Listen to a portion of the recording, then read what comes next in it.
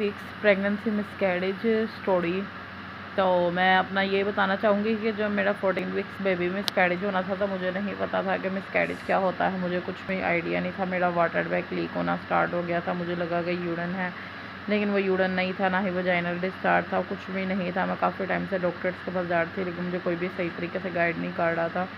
मुझे अभी ये नहीं समझ आ रही थी मैं किसके साथ अपनी स्टोरी शेयर करूँ। कि घर में जो बड़े वगैरह होते हैं उनके साथ हम बात शेयर करते हैं। मैंने अपने घर में बड़ों को भी बताया, उनको भी कुछ मेरी बात की समझ नहीं आ रही थी, लेकिन मुझे कुछ डाउट लग रहा था। लेकिन जब मैं अल्ट्रासाउंड वाली के पास जाती थी, वो मुझे कहते थे नॉर्मल है सब कुछ। एक रात तो मुझे इतनी शदीद किस्म की पेन्स आई जो मेरी बैकबोन से आगे पेट की तरफ जा रही थी, पेट से आगे कमर की तरफ जा रही थी, और वो नीचे की तरफ को यूट्रस की तरफ को मूव हो रही थी। मुझे नहीं समझ आ रही थी ये क्या हो रहा है। और ये पेन्स इतनी शिद्दत की थी कि वो रुक ही नहीं रही थी। मैंने पैनाडोल भी लिया, मुझे लगा शायद प्रेगनेंसी में नॉर्मल है। मैं डॉक्टर के पास भी इसने कहा नॉर्मल है, लेकिन वो ये नहीं समझ पाई कि लेबर पेन शायद वो हल्की उम्र की डॉक्टर थी। मैं यही सजेस्ट करती हूँ आप किसी बड़ी उम्र की फ़ीमेल के पास जाएँ, वो एक्सपीरियंस वाली होती हैं।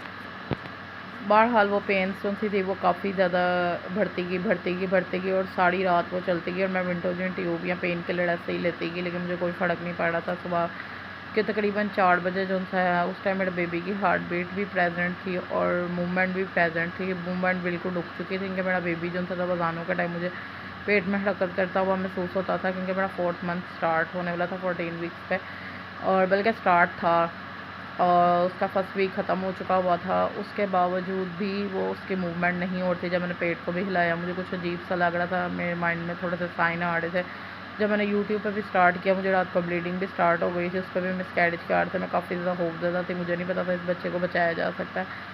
तो बहरहाल क्योंकि फर्स्ट पे भी था, कोई एक्सपीरियंस नहीं था, ना कोई गाइड करने वाला था। उस टाइम मुझे नेट पे भी सर्च नहीं करती थी, और वो बेबी जैसे ही मुझे खांसी आई और वो खुद ब खुद निकल गया और मेरी पेन्स रुक चुकी थी सुबह तक। इसका मतलब कि जिस टाइम मैं सोई भी थी वो उसी दौरान उसने होना था, और वो मैं सो चुकी थी, उसकी वजह से जो सा है उसके धड़कन वगैरह अंदर ही रुक चुकी हुई थी। बहरहाल वैसे इतने वीक्स का बेबी वैसे भी नहीं बचता। फिर मेरी डीएनसी भी थी, उसके बाद हमने उस बेबी को मिट्टी के नीचे दबा दिया था।